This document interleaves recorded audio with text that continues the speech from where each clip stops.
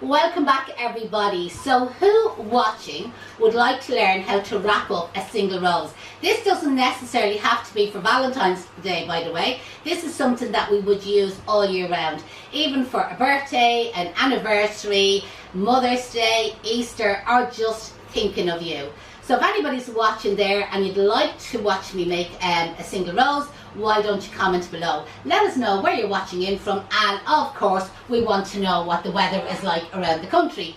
So today, for making your single rose, what you need is a large roll of cellophane. Now depending on the length of the rose, you may get away with one of the smaller rolls, but normally in flower shops we use this kind of like heavy quality cellophane is the proper name for it. Most shops just call it large heavy quality cellophane, and they use it for making like the aqua packs or for wrapping up hand-tied bouquets as well.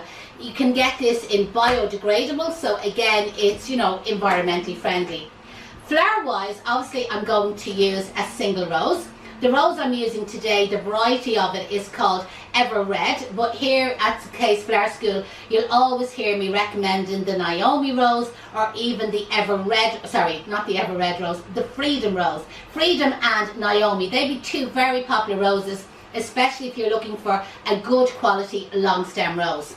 Now I've done this before where I've added in bear grass, so I just thought to be a little bit different today, we'd add in a stem of lucky bamboo. Now obviously roses are not going to be the longest lasting flower. Depending on the length of them you can get up to 10 days. With some of the super duper duper Porta Nova Naomi roses you can get up to 2 weeks out of them. But normally on average most roses are around 7 days, okay? Well, with the lucky bamboo you can get 6 to 9 to 12 months out of these. These are going to last for ages. And then if you want to use a little bit of ribbon for decorating, it's not necessary, and obviously you have a scissor stem for cutting your cellophane. So first of all, measure the length of cellophane that you need. So open it out off the roll, okay? Lie your rose that direction and then slide up the scissors along here to cut your cellophane. Always make sure that the blade on your scissors is clean, like even to use a Brillo pad or a pot scrubber to kind of scrub off any of the gunge or the dirt to kind of build up. Like I find with our ones, they do get quite dirty. It's all the sap from the flowers. Sorry about that. The sap from the flowers, it's kind of like drying out onto the scissors blade, and then it makes it awkward when you're trying to slide up the cellophane. But always dry them off really well. If they're left anyway wet, they are inclined to go rusty. And what we do here at the school is, we very rarely have oil here at the school. Now oil obviously would be the best thing to use, but you know the leaf shine? I spray leaf shine on my scissors because there's oil in that, and then just kind of like open and close a few bits, and the oil keeps the blades protected as well. So I'm just going to move our rose back over. So that's the length of the cellophane, okay, that I've cut. And now I'm going to cut this piece in half, okay? So basically you'll get 2 roses wrapped up out of the one sheet of cellophane. So we'll just slide this up here. So keep your other piece aside and you can use it maybe for the next one. Now where would single roses also be used? If at a wedding, sometimes the bride and groom present maybe the 2 parents, 2 mothers, 2 fathers, a granny or a person who's really, really good to them, what's known as a peace rose. And it's normally at the sign of peace. This obviously would be in a religious ceremony wedding, by the way. But at the sign of peace, maybe the bride and groom come off the altar and they both go to each other's parents and present a peace rose. I always say it's probably the only time the bride gets to kiss the mother-in-law. I'm only joking there. Okay, back to our rose. Sometimes with the lucky bamboo, it's possible to bring your rose down through the stem. Do you know that way, like that sort of effect? We can move the leaf around a little bit, and you see the way it just makes it look a little bit different. Now, most times it works, but sometimes depending on the curl, that mightn't work for you. So if you want to just lay it beside it and leave the lucky bamboo a little bit taller than it, absolutely fine. Now, back to our cellophane. The cellophane is going to be a rectangle shape. And normally to the students, when I'm demonstrating this to our students here at Case Flower School, most of them lie the rose straight on the rectangle. Well, really what you have to do is you need to go diagonally across the cellophane, okay? So the easiest way to describe this is, I'm going to assume most of you are in a relationship, and you don't actually have to be in a relationship, you're sleeping with somebody in the same bed as you, okay? Male, female, or even the dog, it doesn't matter, okay? So you have a double bed and the two of you sleep in the bed. And normal people probably sleep that way. Most women sleep across. Their head is on one pillow and their legs are on the other side of the bed. And especially if you have cold feet like myself, I always have my feet buried into the back of the husband, okay? So think of that when you're positioning the flowers, okay? That you're going to place the flower on the pillow in one corner of the bed. Your sheet of cellophane, the rectangle, is the bed. And your feet, the end of the flower, is going to be on the opposite side.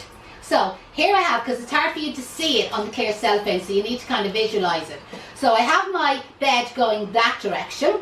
I have my rose, the bamboo is cut onto it. If I was lying straight in the bed, that's how I would go. But as I said, typical woman, head is on the pillow and the feet is over the opposite side. Now, if you're going through the menopause, like I have been myself, your feet get really cold and you put them on his back and then they get absolutely boiling and you stick your feet out under the duvet and then they get freezing and you drag them back in again. So I'm pointing that out to you because normally when you lay the rose diagonally across the bed, the feet may stick out under the duvet, as in may come off the cellophane, and that is absolutely fine if that happens, okay? That just means you have measured it right. Again, when you're placing it on the pillow, okay, your head here, leave a little bit of space above the head. Like, don't have the flower right up to the edge of the cellophane. Like, bring it back a little bit, otherwise the head of the rose would be banging off the headboard on the bed. So this is all like relative to sleeping in a bed with somebody, okay? You don't even, as I said, have to be in a relationship with them. Now, I have my flower positioned, okay? And on the side that's nearer my belly, I have a smaller triangle of cellophane, and on the opposite side, I have a larger triangle size. Now, what I would recommend you to do is save this video, share it to your own page, and then wait till you actually have a rose. And even if it's a sheet of typing paper or a sheet of newspaper, if you haven't got cellophane, to try this out and listen to all the tips that I'm giving you. Good idea to have some sellotape ready as well. Okay, so the smaller piece of cellophane, the smaller triangular cellophane, that's more than likely close to your stomach, that one there wraps around the rose. So it's a bit like when you're cold in the bed, you get the duvet and you wrap it around your shoulder, okay? And you know, if you're really, really cold, you kind of tuck it in under the opposite arm. You know, the way you tuck it in around your chest, and you're nearly like, as we say, a snug in a bug in a rug, okay? That you're snuggled underneath it. Well, when you're wrapping the cellophane around the rose, think of that. So you're bringing the cellophane, the blanket, around the flower, you're wrapping it and snuggling it in under your arm. So it's gone around your shoulder and tucked in under your arm to keep you nice and warm. Now, most of us, okay, we're wider at the top and we're narrower at the bottom, okay? As in, I've quite wide shoulders and my legs, now they're not that skinny, but I'm a bit skinnier down at the bottom. The same thing with the flower. So when you wrap the flower around the rose and you're tucking it in underneath, it's wide at the top because it's going around your shoulders, but it's narrower at the bottom because it's wrapped around your legs, okay? Like an ice cream cone shape. So the same thing is happening here with the flower. Again, it's hard for you to see it with the cellophane, but that's the angle of it, and it's coming down nice and narrow around the stem of the rose and the stem of the lucky bamboo. So once you have that technique, you roll it over once more, and then you can continue to roll it, or you can just take up the opposite cellophane and bring that around. And that's how you get the cone shape. I'm now going to secure it, so the extra piece of cellophane over here, I'm going to secure it with a little piece of sellotape. A lot of flower shops would probably use a little sticker here, and the sticker might have the name of their flower shop on it. What you can then do is you can grip in the end. There's our lovely cone shape, you see, and I can squeeze in the end, and if you want to, you can secure a piece of sellotape around there just to hold the cellophane in place, that it won't slide off, and it just kind of makes it more secure. You can trim the end of the rose and the lucky bamboo, that they are the same length, okay? And you could also use like a water vial, you know, the flower tubes. Again, if you ever buy orchids in, you get these little vials at the end of it, but it is possible to buy them in the florist.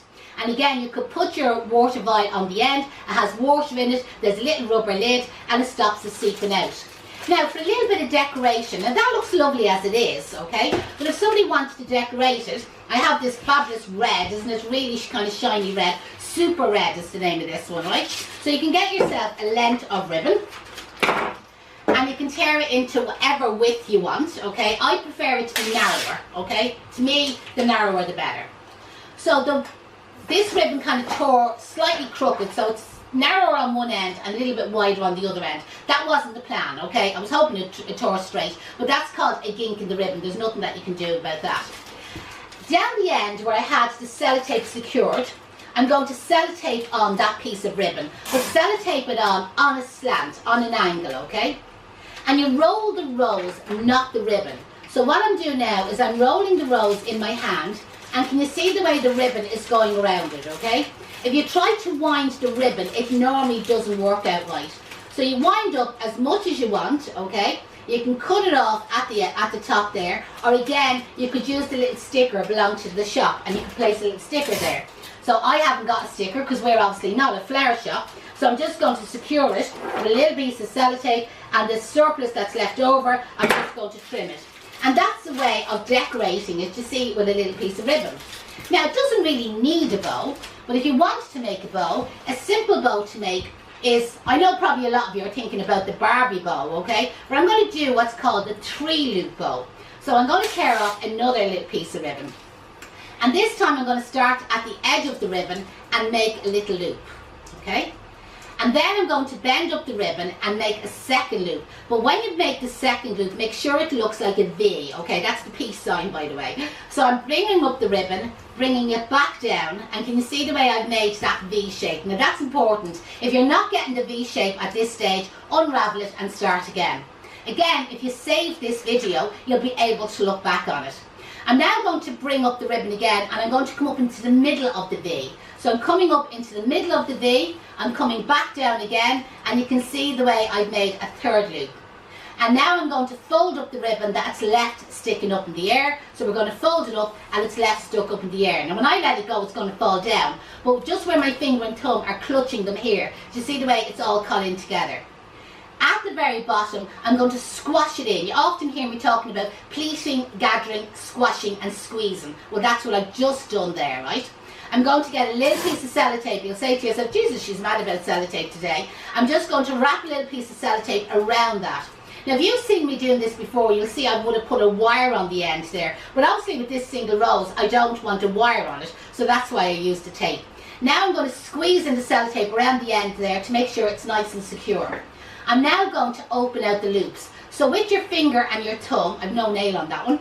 Oh, it's a false nail, it's fallen off, okay? So with your finger and your thumb, like a pliers, you're going to place it in between a loop and you're going to stretch it. Stretch the second one and stretch the third one. Do you see the way you get a much nicer shape now? Do you see when you've stretched it out? And the little tail that's left over, I'm going to get the scissors and I'm going to run the blade along the ribbon. You see, to stretch it. And you can do it once more if you want it. That just makes it even curlier, okay? So I really have what we call a perm there. If you do it lightly, you get more of a body wave. And then with any nails that you happen to have, you can then fleece that and you can make them just see a little bit thinner. And you get like lots of these little stringy pieces coming out of it. So you can do as many of them as you want. Now to sellotape this onto the end of the single rose, where I started the previous ribbon, but also where I attached it all in at the end. So basically one thing is hiding the other. This part of the bow does look unsightly, it's untidy, so I have a little trick there. I'm going to bend one of the loops and kind of bring it down on top of that piece of sellotape, the unsightly piece. I'll just kind of pull the tails out of the way just for the moment. And then I'm going to bring a piece of sellotape in that direction, you see, in between the loops, and I'm going to sellotape it onto the end of the rose. So have my sellotape coming in between the loops, positioning it on the end of the rose where it's cut in and where the ribbon started, and just bring that sellotape around. And that's just a simple way of decorating the end of it instead of using a Barbie bow.